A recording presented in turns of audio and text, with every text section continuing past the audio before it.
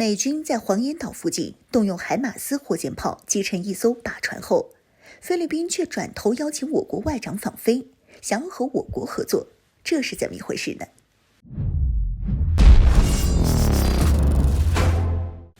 ？Hello， 各位老铁，大家好，欢迎收看本期迷彩虎，我是虎妞。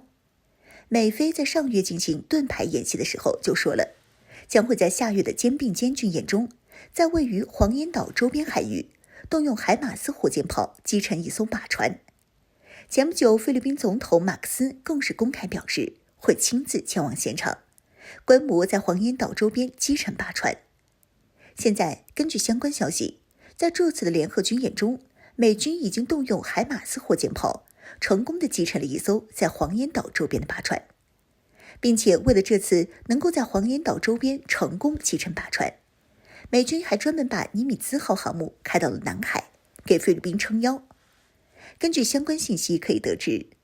美军尼米兹号航母打击群在16号就通过巴士海峡进入到了南海，17号就在吕宋岛以西、南沙群岛以东方向停留。按照美军动用海马斯火箭炮击沉靶船的时间来计算，这艘航母也就是在这段时间出现在周边，为打靶行动保驾护航的。虽然这次的美菲军演是在黄岩岛周边击沉了一艘靶船，和我国关系并不大，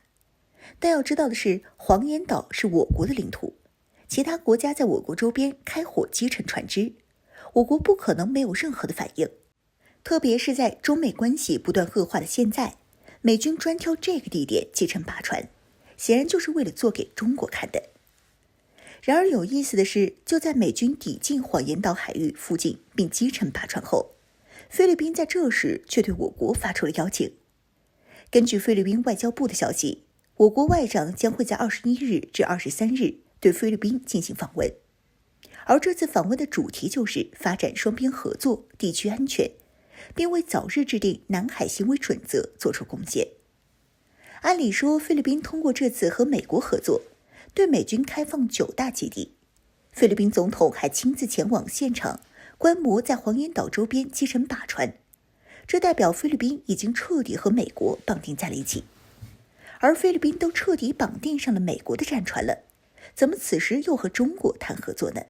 对于我国外长此次访问菲律宾，菲律宾方面表示，是为了对双方在年初达成的各项经济合作协议展开讨论。而在年初之时，刚上任的菲律宾总统对我国释放了很大的善意，亲自访问我国，和我国达成了数百亿的投资合作协议，并在台湾问题上对我国表示了支持。然而马克思回国后，这一切都发生了变化。除了对美军开放9大军事基地之外，还在南沙岛礁上和我军多次发生冲突，导致中菲关系开始下滑。既然双方的关系都下滑了，那么年初双方达成的这数百亿的投资合作协议自然就得另说了。因此菲律宾在这么个特殊时刻邀请我国谈合作，有分析认为不排除是在逼迫我国做出让步。现在菲律宾自持有美国撑腰，不管是说话的底气还是腰杆子都硬了不少。毕竟菲律宾这个国家一直都是个墙头草两边倒的角色，想要两头通吃。对美军开放9大军事基地，换来了美军的入驻后，菲律宾的军事实力可以说是提升了一大截。因为按照美菲共同防御条约，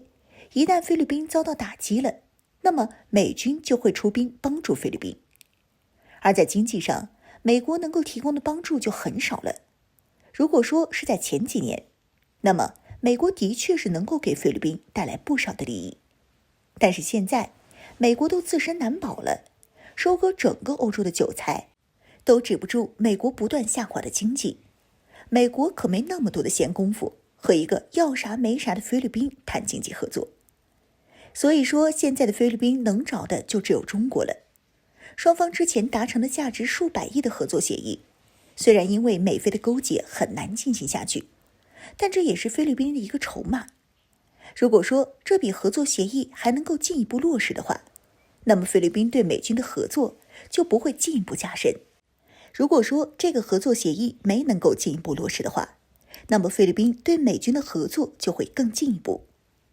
看看这段时间菲律宾的表态，也就能知道，菲律宾总统马克思说，对美军开放基地是为了菲律宾自保，禁止这些驻菲美军发起进攻。菲律宾外长在19日更是表示，菲律宾不允许美军在菲律宾的军事基地中储存武器用于台海军事行动，更不会允许美军军机军舰在菲律宾的基地补充燃料、维修和整备，而后参与台海战事。显然，这是在对我国释放善意，为中菲之间的合作做好铺垫。但对于这种方法有没有用，就是两说了。就这么口头上的2句话，谁能保证真假呢？如果说菲律宾真的想要和我国合作的话，就应该拿出诚意来，用实际行动来表态。